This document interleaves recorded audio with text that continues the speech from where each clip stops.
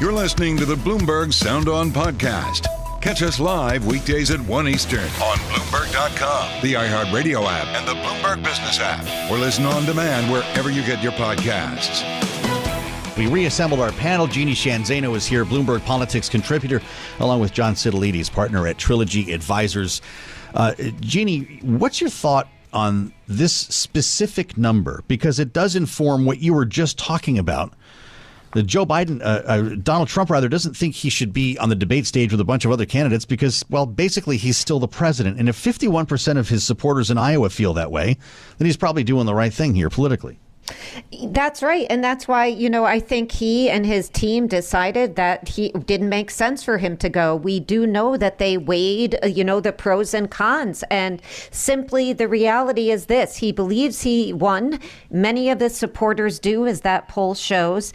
And if he was to show up, the danger to him would be greater than not showing up, because with a poll margin this big, even if somebody does have a really good showing on Wednesday night, it's unlikely they're going to close this kind of polling gap, whether it's the state polls like Iowa and New Hampshire or the national polls. And if they do, he's got plans to turn himself in Thursday and sort of take the oxygen out of any sort of, running room they get. So they don't feel like there's much of a loss from him skipping this. We know he always intended to skip the second Republican debate because of the location. And he's indicated he may not attend any of them. So this is, he's running as if he is president, and many of his supporters believe he should be. Well, let's think about everybody else on that stage for a moment, John, because if 51% of the people watching, the people you're trying to win over in Iowa, believe that Donald Trump is actually the president or won somehow the election in 2020, that's going to dictate your posture, your messaging that night, because you can't disagree with them and win them over, can you? It's going to be a very great challenge for many of the Republican candidates. I expect Bret Baier and Martha MacCallum to ask that type of a question. Yeah. And you may even have a Chris Christie who prides himself on being the anti-Trump. It's really the only reason he's in this campaign to begin with. He has no real shot at winning the primary, and he's stuck at 3%. But he'll probably take on some of the other Republicans and try to take them down a few notches and defy them to defend Trump in terms of his perspective on whether or not he won or lost. To the Iowa numbers, though, Joe, I wouldn't be surprised if you see similar, if not greater numbers in other states among GOP voters. So let's not be surprised that the majority of Republicans believe that Donald Trump either had the election stolen from him or that it was a rigged election. So I think that's going to be a firmament in Republican primaries in the weeks ahead. Wow. Let me also offer this thought. My guess is that Trump may decide he's not going to waste his time with an Asa Hutchinson or a Francis Suarez or other 1% opponents taking shots at him, but maybe by the third or fourth debate, if there were 3, 4, 5 candidates standing, he may decide to knock them out at that time. Yeah. And one more thing, if I might. Just the way Donald Trump feels that his numbers are so strong, he doesn't need to take all of these hits from all of these lesser candidates. Look at Joe Biden. I mean, Joe Biden I think he's got the support of 70% of Democratic voters, but Robert F. Kennedy Jr. is polling at around 12 to 14%, sort of Ron DeSantis territory. And Marianne Williamson is polling at around 6%, well above Chris Christie, who's on news shows across America, Isn't that right? and above most of the Republican candidates, and yet there's no calls for Biden to debate Kennedy and Williamson. So an interesting dynamic there between the two parties. Boy, and I don't think that's going to be happening anytime soon. Should an incumbent have to do such a thing, Jeanne? I am in favor of debates. And so I would love to see everybody who has a shot debate. And I'd also love to see people who are low in the polls debate, because quite frankly, as voters, we can't decide who we want to support if we don't get to see them in action. So I am in favor of it, but it is not something we usually see with incumbents. And I would also just remind everybody that, the reality for Trump is this: the more people in this race are better for Trump. And so he is going to want to keep all of these people in this race. Even if you look at the Iowa caucus poll, the persuadables are just over 50%, which we may say, oh, that's great, they're open to somebody besides Trump. But he has 27% of those people. So if you can't consolidate the never Trumpers, he's going to win, even if he has a 35% base, and he's probably got a little higher. So for him, the more people out there, the better. This all works to his his advantage the way it is playing out at this point. We're spending time with our panel, Jeanne Zaino and John Sitilides. I want to ask you about some of the messaging, the posturing that we're hearing now on this eve of the debate, and I love both of your reactions here. Ron DeSantis is upping the ante, it seems like, on a daily basis, edging closer to real attacks on Donald Trump, but also just the tough guy routine. Everybody's apparently out-toughing each other on this stage. Here he is in Iowa yesterday. When they try, if they try, to bring the fentanyl across the southern border when I am president, we are going to shoot them stone cold dead. All right. I guess that's a winning line. Is that really, though? I mean, that's going to be, what do you think, John? I mean, is that a winning policy that we're going to, I guess he was talking about Mexican drug cartels, but we'll just shoot people from across the river as they're coming in? I don't know what exactly he's Or is calling that just for. tough guy talk ahead of the debate? Well, but a lot of Republicans would like to hear tough guy talk about border security. It's one of the most important issues for Republican voters. They feel that the economy is failing, that our cities are running rampant with criminal activity. Sure. We have border They also get a lot of insecurity. promises like this, though, and no real policy. Correct. But it's also why Donald Trump, I think, just put out a Twitter message, or pardon me, a Truth Social. Yeah. Trump's first term, we destroyed ISIS. Trump's second term, we destroy the Mexican cartels. So it is going to resonate with a large number of voters. And again, to the degree that candidates keep messaging simple and leave the details to later. But I think it is going to be a positive outcome, hopefully, from the debates tomorrow, that we're not only looking at sort of the Thunderdome aspect of all of this, but there's actual policy debates. And to help Republican voters, and for that matter, Democrats and independents, talk about the issues that really matter to everyday Americans in ways that I think getting caught up in the polling and the horse race eludes us. Absolutely, and I know you're speaking truth there. Jeanne, I'll give you a chance with what we heard last night from Vivek Ramaswamy on CNN defending comments that he's made about some sort of conspiracy around 9/11, never mind January 6th. I mean, that's something. If you're going to bite that off, both of those in one sentence, here he is. Saudi Arabia, absolutely, their intelligence was involved in 9/11. And that's a difficult thing you're not supposed to say. The facts back that up. Separately, as it relates to January 6th, same story all over again. There were federal agents in the field. I think they've lied about how many there were. And we, the people, deserve the truth, despite the layers of distortion that exist in the media to prevent us from getting it. Layers of distortion in the media. How about conspiracy on the debate stage, Jeanne? It's something that sells with this primary, with this Republican primary voters. And so he is really reflecting something that is out there. And, you just listen to the difference between that and and what you played the clip from DeSantis. DeSantis can talk about shooting people. And, the reality is DeSantis cannot find a message. It doesn't sound authentic when he tries this tough guy act. And when Vivek Ramaswamy does, people do listen. His poll numbers have been really impressive. He is very good on the stump. And, it may sound crazy, some of these conspiracy theories, but they do resonate with some of these voters. I only have a minute left here, John, before a news update. Is it smart politics to be talking about, black helicopters and tinfoil hats like this? Maybe you agree with what he said, but if we're talking about federal agents and 9/11 being an inside job, is that serious? Well, that's not what I heard, Joe. No? He did talk about what came out in the 9/11 Commission, but was on the surface and didn't go much deeper than that. But there is a sense that the Saudi kingdom and the royal family did enjoy certain benefits, including private jets, to get their people out of the United States while we shut down the entire aviation system. I should play more because he talks about how the federal agents on that plane, and this was much of this was. I don't have the exact sentence, and I want to be careful that we don't take things out of context. But I think that was where he was going with the 9/11 Commission on January 6th.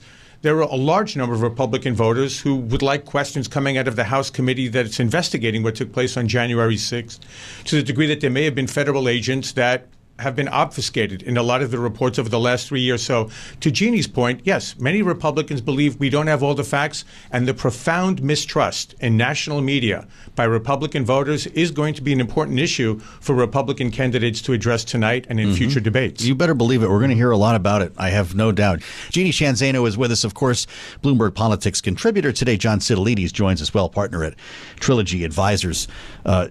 John, you've been watching this relationship unfold or maybe fall apart for some time now, since before Joe Biden got into the White House. What do these excursions do for us as we're trying to keep high technology out of the hands of the Chinese, trying to limit investment in China. What's the point of the Commerce Secretary here? To make everybody feel good or to create a new path forward? Let's talk about what's working first. And I think the Biden administration deserves credit for upping the Trump sanctions and export controls on advanced technologies such as the most advanced semiconductors, on artificial intelligence, on quantum computing. We're not going to help China try to take the dominant lead on these technologies that will be the most important of the 21st century global economy without stiff competition from our own American innovators and dynamic companies. I think it's going to be very important that Secretary Raimondo sends the message to Beijing that de-risking will continue, that we are going to protect the import of military parts that are most essential for our national security. As I mentioned before, the frontier technologies that will dominate the economy in the years ahead. We're looking at health products and pharmaceuticals that we learned during the COVID lockdowns we were dependent on China for, and also a number of the rare earth metals and elements that are so important for the products that sustain our way of life. But by the same token, can we continue to buy T-shirts and furniture and electronics from China? Yeah, sure. Right. We want to continue to sell our agricultural products to help feed the Chinese people. So I think that level of interdependence can be sustained while we protect our national security and our economic well-being. I think the one thing that we have to be careful about, Joe, is that the president says diplomacy is a good thing, and by and large, it is a good thing for its own sake, but we have to be careful to not be seen as supplicants, that we're always begging for meetings with Chinese leaders, and we don't seem to see any news coverage of Chinese leaders begging to meet their American counterparts. Right. It seems to be a one-way street so far. We'll see what happens if President Biden and Chairman Xi meet in November, but maybe this is the preparation for what could be some type of a breakthrough, but I don't see it right now. That's the question, Jeanne. Is this the meeting that could lead to the summit, or at least a conversation between the two presidents? You know, I think we are all still hoping that there is a conversation, whether that occurs, in the U.S., in San Francisco, whether it occurs on the sidelines in New Delhi of the G20. The reality is these high-level visits that we keep seeing, and you just listed the ones that have occurred since June, they haven't yielded as much as some people would have hoped, although I am of the opinion that the more conversation, the better. So I don't see a problem with that. But I think as we look just at our own domestic politics, the Biden administration is getting a lot of pressure from Congress, particularly the hawks in Congress, who want to take a harder line. And they are kind of walking this tightrope, and it's going to continue. And during an election year, it is going to be very, very hard for them to move against that pressure that they're hearing out of Washington and out of Congress and Republicans in particular. So it's something to be mindful of as we move forward towards the election. I'll tell you, in the last week or two, the most underreported story was this summit at Camp David. At least I would argue Joe Biden's bike ride that he took on vacation last week got more attention than this summit with Japan and South Korea at Camp David. And I wonder, obviously, this is with China in mind, John, the impact that this is having as Beijing now considers canceling a three-way summit that it was planning with Japan and South Korea.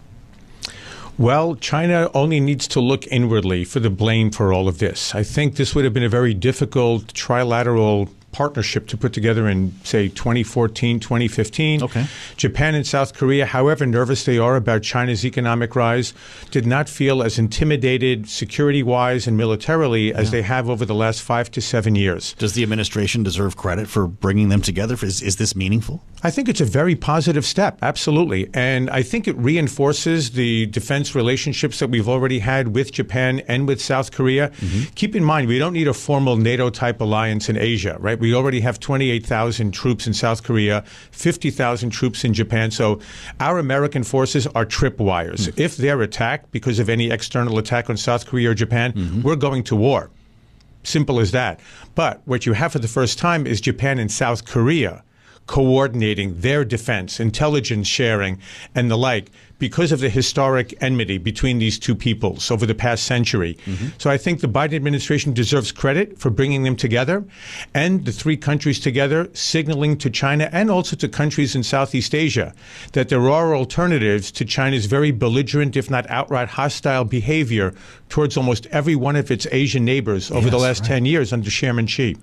It's really something, Jeanne. Getting back to where we started with Gina Raimondo, this is not going to be an easy meeting. She might actually have the hardest job of any cabinet official's gone over there, with the exception of Anthony Blinken. She absolutely will. I think this is going to be very tough. She has a lot on her plate, and she is feeling pressures all around. Let's not forget, it wasn't that long ago that we heard Janet Yellen talk about the impact of the economic slowdown in China in the U.S. And to your point about the coverage of that meeting at Camp David, those arguments are really difficult to make because they don't resonate with Americans in particular, especially during an election year. And so all of these visits, as important as they are, and these meetings, the administration doesn't get the credit they deserve for them. And when they get the blame, when the economy slows down, they will feel that. Boy. Jeanne Zaino, John Sitilides, our panel today on Bloomberg Sound On. I'm Joe Mathieu in Washington, wondering always why modern presidents don't use Camp David more often. It's one of the best assets they have. But I digressed. This is Bloomberg. You're listening to the Bloomberg Sound On podcast. Catch the program live weekdays at 1 Eastern on Bloomberg Radio, the TuneIn app, Bloomberg.com, and the Bloomberg Business app. You can also listen live on Amazon Alexa from our flagship New York station. Just say, Alexa, play Bloomberg 1130. The F-16s are apparently coming, though. This deal with the Netherlands now that we learned about in just the past couple of days, but those won't be ready to fly for months. And so, boy, you start thinking about all of this and the conversations that we had months ago with Kelly Geico, and you wonder exactly how this is all going to pan out. The senior fellow, Stimson Center's Reimaging U.S. Grand Strategy Program, is with us in studio. Kelly Geico, it's great to see you. Hi, Thanks for coming to see us me. here in the Bureau. Absolutely. You didn't see the F-16s as being needed, not necessarily the most effective weapon in this fight. Fast forward a couple of months. Here we are. I'm assuming you still feel the same way because these lines haven't really budged in that period of time. No, and I think if we look at the counteroffensive and we're trying to diagnose the problem, it's easy to point to the lack of air power and the lack of F-16s as sort of, an easy thing to blame.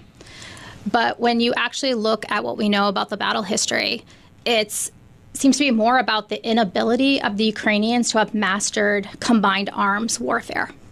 And what I mean by that is in order to overcome all these defensive fortifications the Russians have, what you need to be able to do is to combine artillery with armor, with infantry, almost near simultaneously rather than sequentially. And that takes a lot to do that because, again, you're doing that under fire and that kind of coordination. And what we've seen is that they're not really able to do that under fire, that it's a really big ask for a military to learn to do that mid-war. Okay, so it's an operational issue, not a specific weapons issue. Correct. I think that's exactly right. I think, in the West, we love technology, and we're always looking for sort of technological silver bullets. And we've seen, throughout the war, people turn to these, whether it was HIMARS or Western tanks or now, this F-16 debate. And at the end of the day, it's actually technology can only get you so far. It's your ability to be able to use it and combine technologies in a way that is really allows you to overcome defensive power and be able to take territory. And at the end of the day, I'll also say armies take territory, not air forces. How about that? Washington Post reporting the end of last week, the U.S. intelligence community assessing Ukraine's counteroffensive will fail to reach the key southeastern city of Melitopol. A finding, should it prove to be correct, the Post writes, would mean Kyiv will not fulfill its principal objective of severing Russia's land bridge to Crimea. With that said, has the counteroffensive been lost? What's the decision that needs to be made here? Well, I will just say that I think that as an objective was always very ambitious.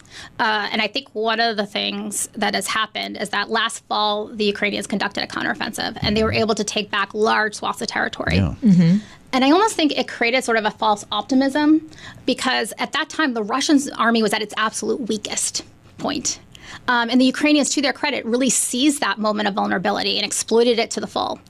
And what they're facing in this counteroffensive is just a completely different enemy, one that's dug in and hardened. And so the idea that they were going to be able to really punch through, break through the line, and take large amounts of territory and get to that objective, I think, was always very ambitious. And so, I hate to call it a failure because in some sense it has allowed an opportunity for the Ukrainians, for the Western supporters as well, to maybe become a little bit more realistic about what the balance of power might look like on the battlefield. What we were told, though, Kailey, leading up to this, was that they're emptying jails. They don't even have, these aren't even real soldiers. There are a bunch of drunks out there. This is an opportunity for Ukraine to take ground. And you just wonder how credible a lot of those analysts were. Oh, totally. And the question that then follows is, if expectations were too high for this specific counteroffensive, what about expectation at all for Ukraine to be able to win this war?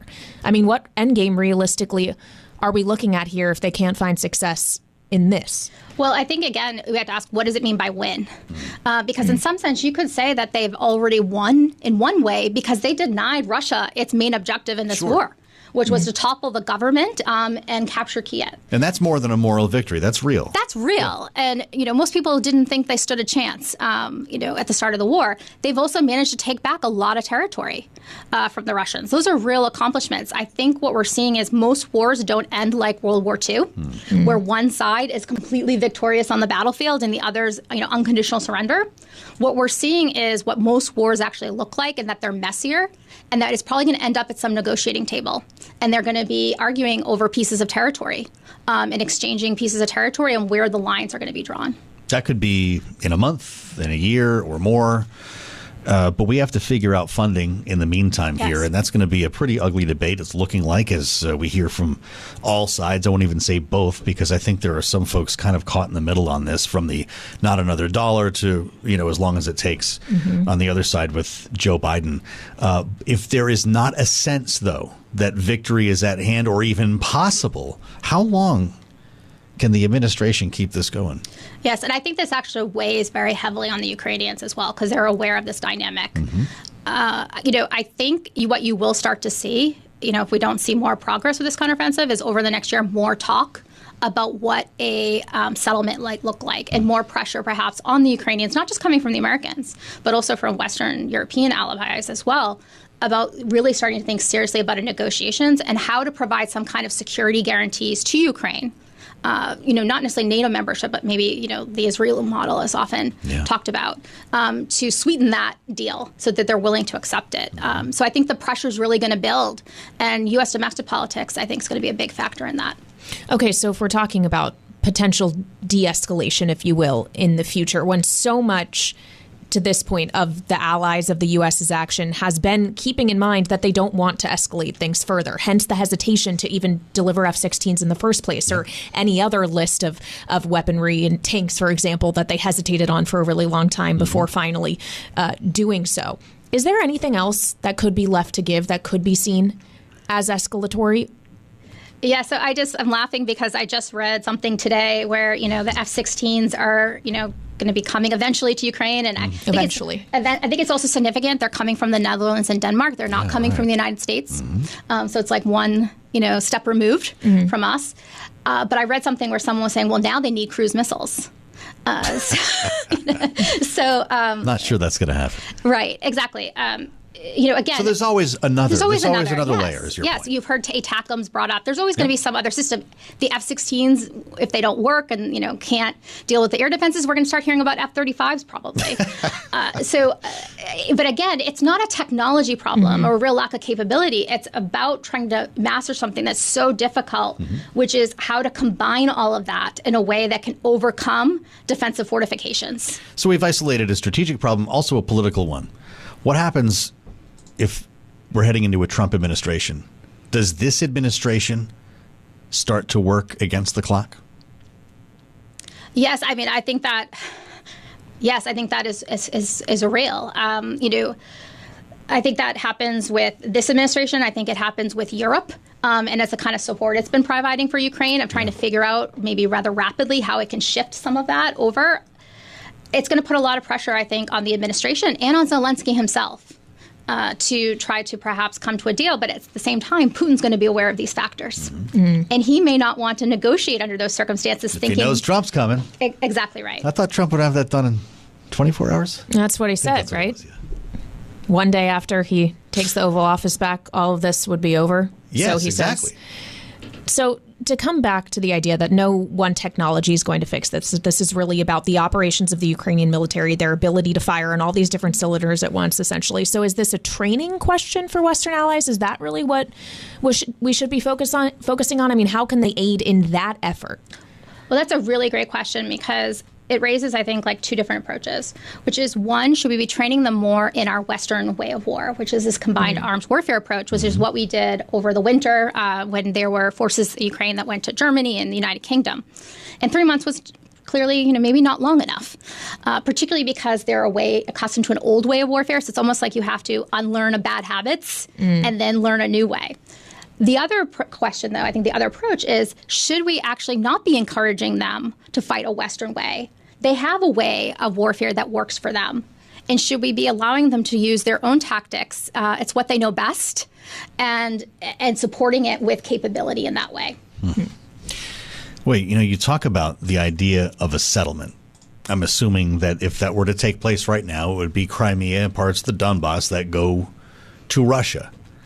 That said, though, I want to get back to something you mentioned earlier. Kyiv, the rest of the country, is still standing, while flattened in many cases from these horrible attacks. But also NATO, not still intact, but having been expanded in a way that nobody could have seen and likely would not have happened without this war taking place. That actually still sounds like victory for the quote-unquote West. I mean, certainly. I mean, the first thing I would say was a success is the Russian military has been really degraded. I was never one who really believed Russia posed a very significant conventional military threat before this war to NATO. And even more so now. It's going to take them, at least 10 years, if not longer, to recover from this. And so, the Russian threat is being degraded, and unfortunately is being degraded at the cost of Ukrainian lives, blood, treasure. Yeah, so I guess it was probably initially, as you were talking about, at the beginning of this war, we all thought Kyiv was going to fall eminently, very shortly. To be 4 days, and right? It may have been a matter of not just underestimating the Ukrainian forces, but also overestimating the Russian ones. Yes, a combination. And, one of the things about the fact the Russians are degraded is that it makes it a much more manageable problem for our NATO allies, our European NATO allies, to step up and take more responsibility for their defense and security, that they don't necessarily need, as much direct American support in Europe, which would allow us to shift resources, attention to the Indo-Pacific, where we're more concerned about the China threat. Great conversation, Kelly. I'm delighted that you come in to talk to us. With all of that said, let's say they finally get the F-16 6 months down the road.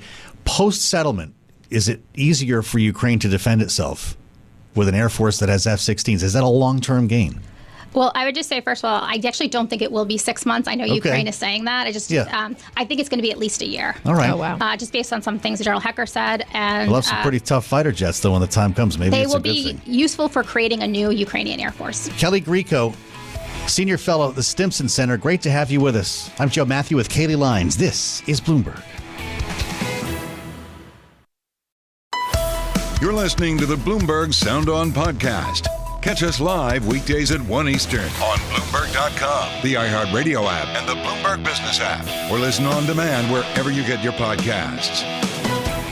Let's talk to Joel Rosenblatt about the recovery a bit here because, look, the number of uninsured people, the number of homeowners who have nothing, it's just unclear how exactly this is going to play out for them. The federal government may be offering help, but so far $700 checks are a bit short of what people are going to need. So there's a question about this strategy that actually pushed PG&E stock down, and Hawaiian Electric stock was down like 58% at the end of last week on the strategy that property owners may use here, a legal shortcut that was used by fire victims in California to secure compensation. And Joel is writing about this. Joel Rosenblatt is Bloomberg's legal reporter and with us now on Sound On. Joel, it's great to have you. Can you describe how this strategy works? Sure. The strategy is known as inverse condemnation, which is kind of a complicated term that's actually rooted in a rather basic and simple principle of eminent domain, which is maybe more familiar to everybody listening, which is the power of the government to take private property for public infrastructure and in return compensate the owner. Another expression for that is the property being condemned, and inverse condemnation is the inverse of that. It's property owners suing a government agency to recover damages to property that was accidental, usually.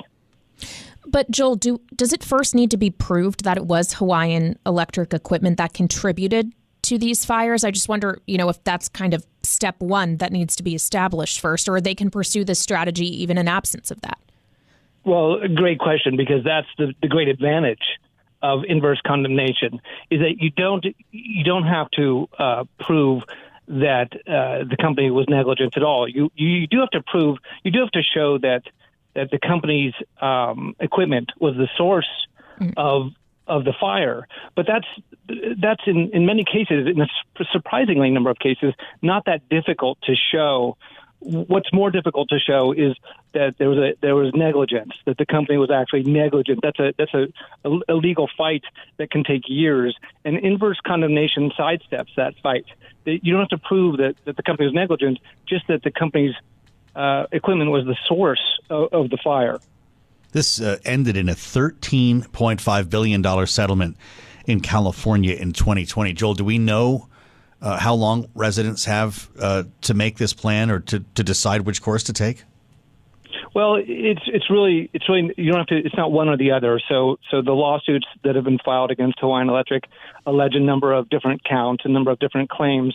Not all of them are pursuing inverse condemnation. So even ones that are pursuing wrongful death or other claims of negligence some have added inverse condemnation and others have not. There's not a history of inverse condemnation in Hawaii in the wildfire context at all.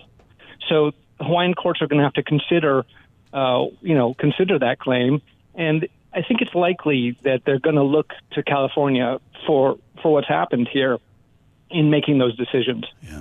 I wonder how, in factoring into an ultimate decision, though, it would be taken into account that this is the main utility for Hawaii. It provides power to, I believe, 95% of the state's population. Theoretically, if they were to be pursued for billions of dollars in potential liabilities, it could mean its entire existence is in question. Would that be allowed to happen, given its importance as a utility? Well, that's a great question, and we're just going to see what happens there. The same was true of PG&E. I mean, PG&E, this utility, Hawaiian Electric, is just teeny compared to PG&E in California.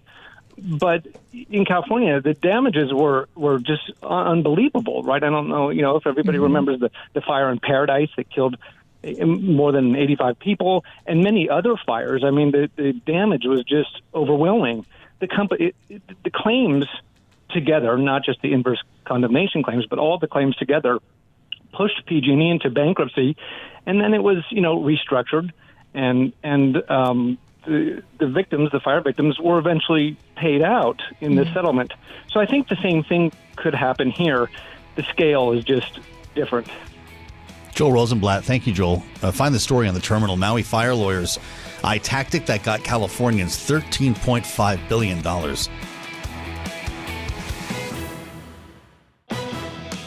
Thanks for listening to the Sound On podcast. Make sure to subscribe if you haven't already at Apple, Spotify, and anywhere else you get your podcasts. And you can find us live every weekday from Washington, D.C. at 1 p.m. Eastern Time at Bloomberg.com.